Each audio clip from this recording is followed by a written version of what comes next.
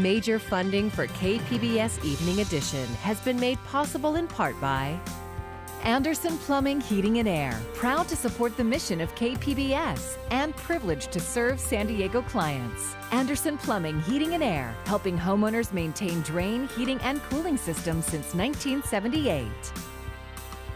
And by the Conrad Prebys Foundation, Darlene Marco Shiley, and by the following.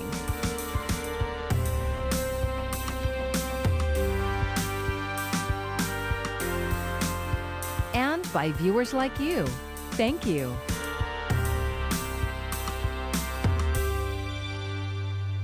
Good evening. It's Thursday, October 28th. Thank you for joining us. I'm Maya Trabulsi. It's being called historic and fully paid for. A new spending plan aimed at creating jobs, expanding the economy, and rebuilding our country. That's President Biden's perspective. But what about lawmakers? Many asking, what about paid leave, health and child care, free pre-K, and climate change? We have national and local reaction. Isabel Rosales begins our coverage. President Joe Biden pitching a new and significantly scaled-back version of his massive economic plan. I know we have a historic economic framework. The $1.75 trillion proposal focuses on child care, climate change, health care, and more. It's a framework that will create millions of jobs, grow the economy, invest in our nation and our people. Without any Republican support, the president hopes this version will get holdouts in his party on board to vote. On the moderate side, no clear deal. Senator Kyrsten Sinema said in a statement she looks forward to getting this done. At half the cost of Biden's original Build Back Better plan, it drops top priorities for progressives, including paid family and medical leave and free community college. No one got everything they wanted, including me. But that's what compromise is. Biden's entire legislative agenda is at an inflection point. Some progressives still frustrated with Senate moderates. Our trust has to be in two senators that have not, in my opinion, been good faith actors up until this point. But there is growing consensus over the new plan, along with support for the companion infrastructure bill. Our members are enthusiastic about voting for both bills when that text is ready. Despite the high-stakes gamble, there is confidence Biden's full agenda will ultimately pass both the House and the Senate. We have the text out there. We're on a path to get this all done. In Washington, Isabel Rosales, KPBS News. Also missing from this new spending plan, a repeal of the $10,000 cap on state and local tax deductions passed back in 2017. KPBS reporter Kitty Alvarado spoke with local Congressman Scott Peters to find out the latest on negotiations and how this will affect San Diegans. There's been a lot of back and forth on President Biden's domestic policy plan that includes infrastructure spending and a $1.75 trillion social agenda. Congressman Scott Peters, who represents the 52nd District, says this is a big task, and he doesn't expect a bill to be finalized today or tomorrow. It's historic, and I wouldn't have expected this to be easy or quick. I think it's going to take a lot of give and take. I think it should take a lot of give and take. This is a lot of money we're investing. We should do it right. The revised plan eliminates several items, including free community college and paid family leave, which is already offered by the state of California. But Peters says a federal leave plan would not be redundant. I think California would still benefit from it because I think it could take some of the pressure off of our own pocketbooks if the federal government were supporting it. Also out, lifting the $10,000 cap on deductions for state and local taxes, known as SALT. Peters says this is big for Californians who pay higher state and local tax bills. As California's invested in its future, it's invested, investments cost money. That's why we have higher taxes. And the system's always been there to abate that for on your federal tax payments. And since the beginning of the income tax. So we think we've been singled out unfairly with a few other states. We'd like to get that benefit back. Despite the emphasis on the tug of war and what's in and out, Peters is optimistic. And I think we're going to come out of it with something really, really great and something we could be proud of and as Americans and as a Congress. Kitty Alvarado, KPBS News. San Diegans are now being asked to voluntarily conserve water. The San Diego County Water Authority voted unanimously today to activate its Level 1 voluntary conservation of its water shortage contingency plan. Governor Newsom recently extended the drought emergency declaration to cover the entire state, asking to cut water use by 15%. Under this phase, the Water Authority will push for voluntary cuts with a focus on education. These classes are designed to help people learn how to irrigate more effectively and still keep landscapes healthy. We also have rebates for both indoor and outdoor devices for turf displacement, so that if you want to remove your turf and put in a water efficient landscape. Some other ways to reduce water waste: fixing leaks, stopping runoff from inefficient irrigation, as well as watering only during night and early morning hours. Last season, the football rivalry between San Diego's Lincoln High and Cathedral High School was marred when a racist image against Lincoln players was spread online by Cathedral players. KPBS race and equity reporter Christina Kim explains why the Lincoln coach chose to forfeit this year's game and how the incident has sparked a larger community conversation. I think in the end, we'll all be able to move forward and we'll work towards it, but you can't put a timeline on healing. That's Lincoln coach David Dunn talking to over 60 community members, many of them local school coaches, at the bi-weekly Coaches for Racial Equality meeting. He's explaining his decision to not play against Cathedral High School this coming Friday. During the hour-long meeting on Wednesday night, Coach Dunn said he looks forward to working with Cathedral coach Sean Doyle on repairing the harm that was done. And he acknowledged that Cathedral players and staff have reached out. But Coach Dunn says that so far, restorative efforts haven't felt genuine, and the healing process is far from over. When we opened up early into this restorative circle, we didn't come out of it the way that we should have. And I know it takes more and more. And like I said, we as a coach and staff in the community here were very shaken by it. It opened up some old wounds, some things from a long time ago. Coach Dunn says the process made him remember being told as a 9-year-old black athlete that he might be called names and to deal with it. He doesn't want to keep repeating that message to his players. We've grown to accept and just continue on, but it's not okay. That don't make it okay. So I wanted to just continue to raise the awareness of things that are taking place, and we all got to do better. I'm not saying that Lincoln's perfect. I'm not saying that Cathedral's imperfect. We're all imperfect. The Coaches for Racial Equality meetings began last year during the height of the racial justice protests.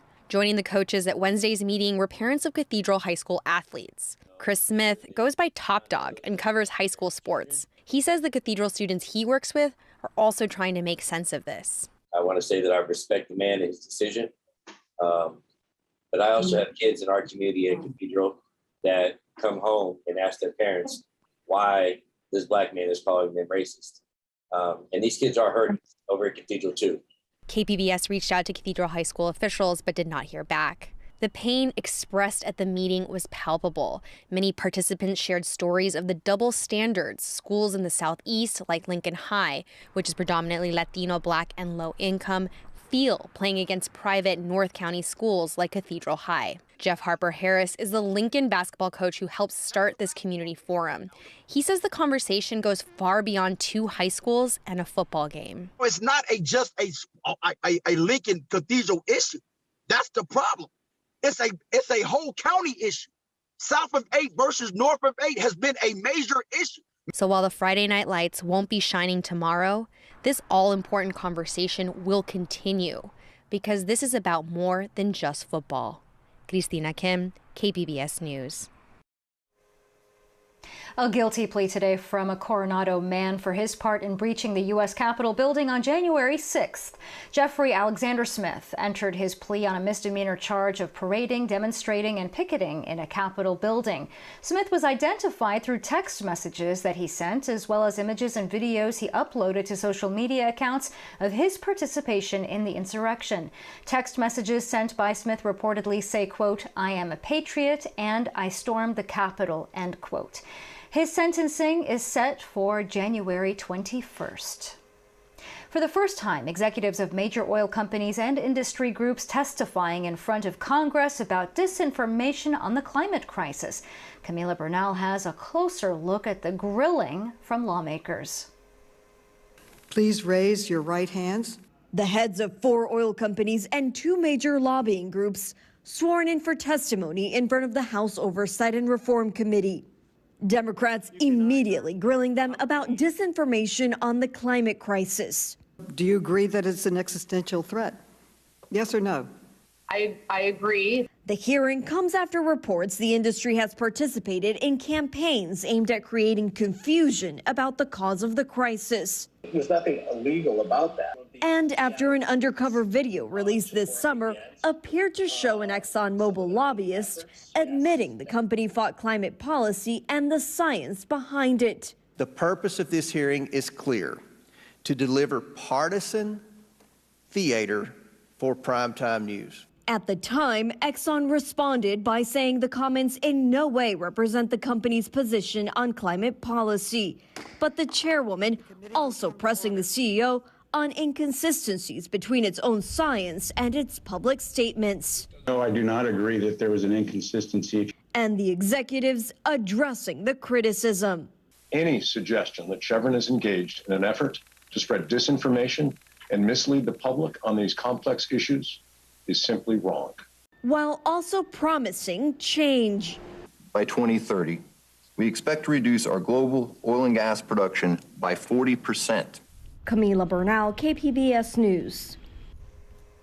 The clock is ticking for Marines and Navy personnel to comply with COVID vaccine mandates or be discharged. More than 86% of active duty military are fully vaccinated at this time, but only 68% of total military forces are fully vaccinated, which includes reserves and National Guard.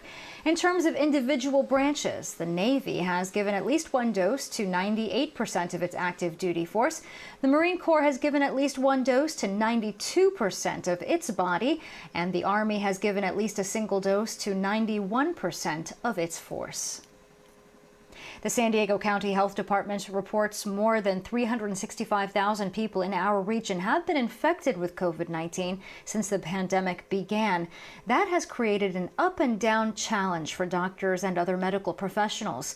But what about those students who were just entering medical school, like UC San Diego, as the coronavirus ravaged communities and also crippled hospitals?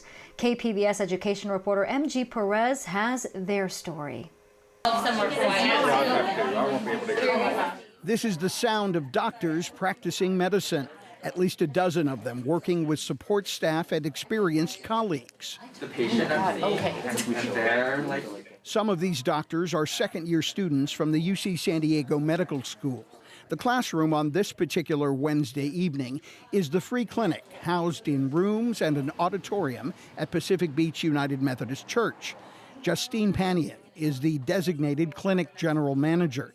She's a second-year medical student who survived her first-year program, gripped in the chaos of COVID-19. It was just really inspiring seeing everybody really unite in order to address this pandemic. It really showed me that you didn't have to be directly in the front lines in order to fight the pandemic. Hand and wrist.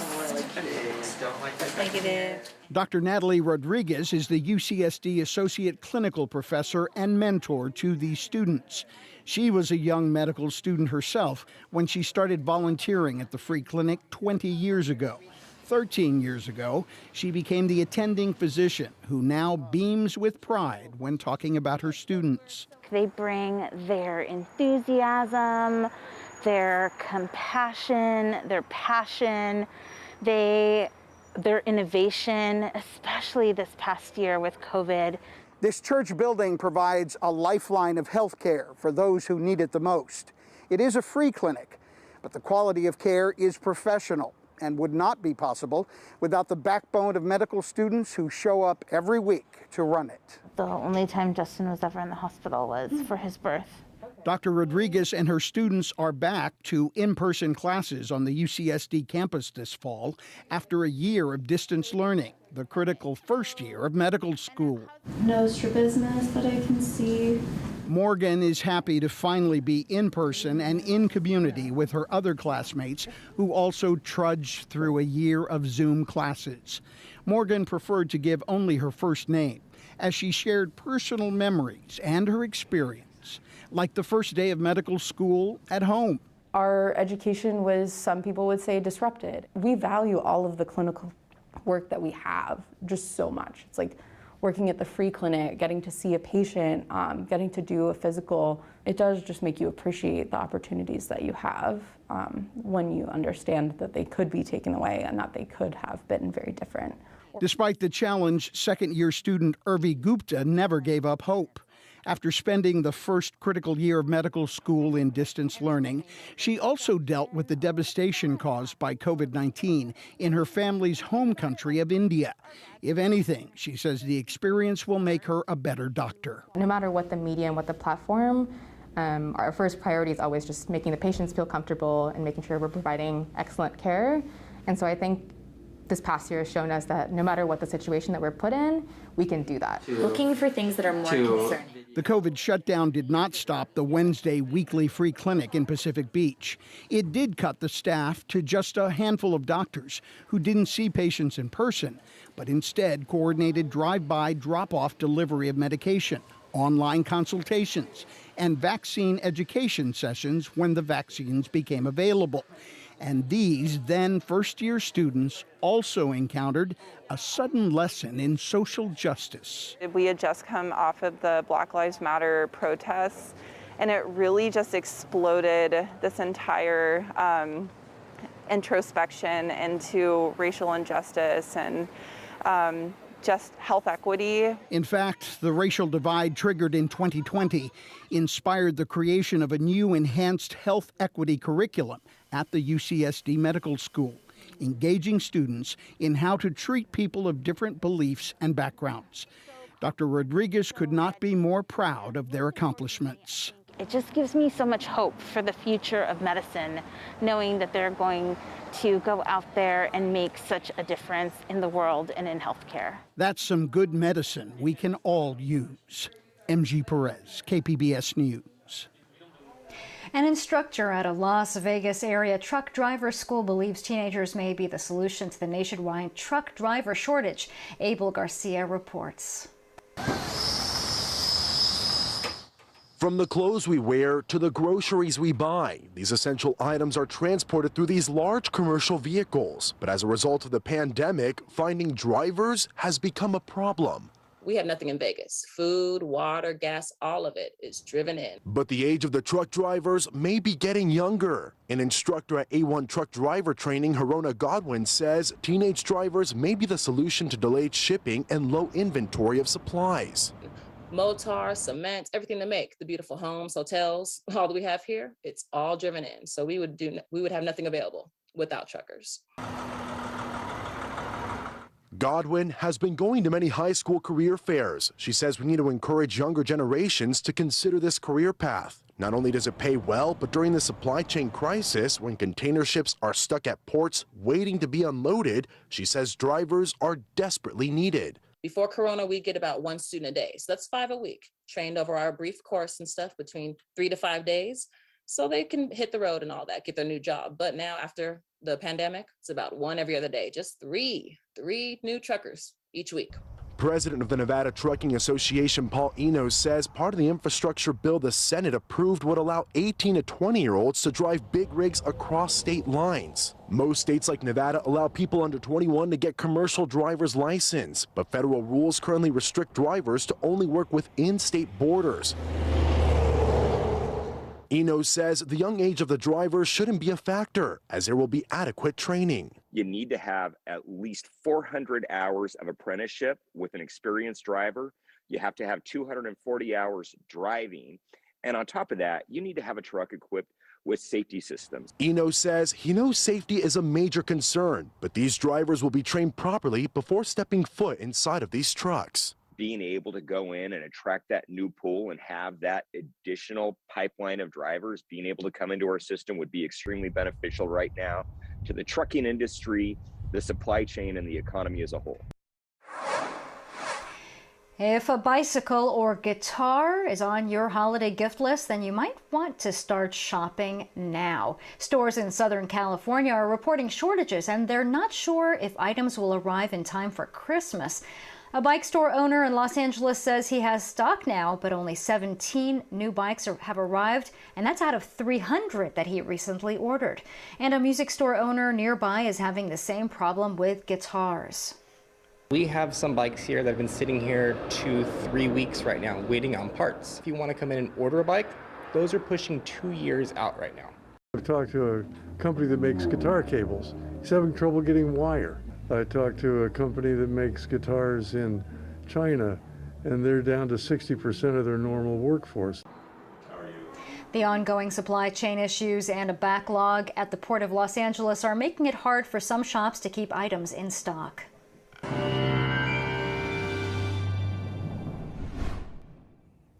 Our trend is keeping it dry as we head through the next couple of days, but onshore flow is actually going to return for us, which means, yeah, you're going to notice a little bit of a cooler trend as we move through time. Tonight, 60 for the low in San Diego, 51 in Oceanside. As you head towards Ramona, we're coming in at 50 degrees. Most of us hanging out in the 50s or 60s overnight as things are dry and quiet leading into your Friday here. No big changes other than that subtle onshore flow starting to work its way back near. So we will find a little bit of that cooler influence for some of our coastal locations. It's not a very powerful onshore flow, so I don't even know that we'll see much in the way of cloud cover. But we are going to start to notice that dropping temperatures a little bit towards the coast. 76 for the high in San Diego as we head through tomorrow. Chula Vista coming in at 78. Head towards Borrego Springs. We're in the lower 90s, I should say, and still keeping things fairly mild. Your Saturday forecast, all of the southwest really staying dry and quiet. There's more activity in the northwest. But that's not impacting us. Again, we will have that onshore flow starting to return, so we'll notice some of those changes in the temperatures trending downward at the coast as we head into Sunday with some clouds out there. That's going to be more of a marine layer clouds for Sunday, with morning clouds to start off with and decreasing clouds, leaving more sunshine through the afternoon.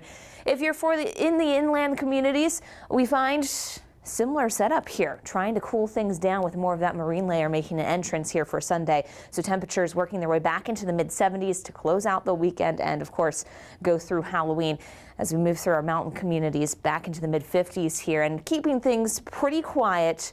Those clouds, though, do start to make a difference as they keep things in the lower 50s for Monday and Tuesday. And desert communities falling back to the 80s by the time we get into the start of next work week. That's after a run in the lower 90s as we head through tomorrow. For KPBS News, I'm AccuWeather meteorologist Melissa Constanzer. So Facebook is going meta, quite literally. And although the name is changing, the social media giant will apparently stay the same. Our mission remains the same. It's still about bringing people together. Our apps and their brands, they're not changing either. And we are still the company that designs technology around people. But now we have a new North Star to help bring the metaverse to life. And we have a new name that reflects the full breadth of what we do. The metaverse is a term for a virtual universe often used in dystopian science fiction novels. Characters escape into it and to take their minds away from the future's crumbling societies. I'm Judy Woodruff. Tonight on the NewsHour, President Biden unveils his domestic spending bill's framework as progressives weigh withholding their support. Coming up at 7 after Evening Edition on KPBS. The San Diego Zoo says 3 of their tigers have COVID-19. The fully vaccinated Malayan tigers tested positive for the virus last week but have mild symptoms. These are the first wildlife cases reported by the zoo since they vaccinated hundreds of animals over the summer. The cats do not need any treatment, as it's believed this breakthrough case is milder because of the vaccinations that they received. The cats are in quarantine and Tiger River is still open to visitors. And also at the San Diego Zoo, geneticists there have revealed the first ever case of condor reproduction by just a single parent. How is that possible? Here's KPBS environment reporter Eric Anderson with the story. Testing revealed 2 young condors reared by 2 separate mothers had only one parent. Their eggs were not fertilized by male sperm. Asexual reproduction was a key plot element in the 1993 movie Jurassic Park, as actor Jeff Goldblum pointed out. I'm simply saying that life finds a way. It hit us in the face. We weren't looking for it. We didn't expect it. Genetic testing of the captive and wild population of California condors is a regular occurrence as researchers work to maintain genetic diversity. The species almost went extinct 30 years ago. The genomes of the mothers and offspring are the same, confirming the findings. It happened twice, when the population was small. Will it happen again when the population gets bigger? I think that's an important question. These are the first known cases of reproduction without fertilization in California condors. It's called parthenogenesis, and it's the first time genetic testing has confirmed the phenomenon. The development is also unique because there were fertile males present, but the asexual reproduction happened anyway. Knowing that this is not like a random individual we found, this is two individuals from two separate families, so that were able to be generated using parthenogenesis, we might think that this is not as uncommon as we thought before. The California condor is the largest flying bird in the world, with wingspans that can reach 9 feet. The population shrank to 22 birds in the 1980s. There are now more than 500 living condors, both in captivity and flying free. Eric Anderson, KPBS News. That's so cool. You can find tonight's stories on our website, kpbs.org. Thanks so much for joining us tonight. I'm Maya Trabulsi. Good night. Major funding for KPBS Evening Edition has been made possible in part by Anderson Plumbing, Heating and Air, proud to support the mission of KPBS and privileged to serve San Diego clients. Anderson Plumbing, Heating and Air, helping homeowners maintain drain, heating, and cooling systems since 1978. And by the Conrad Prebys Foundation, Darlene Marco Shiley, and by the following.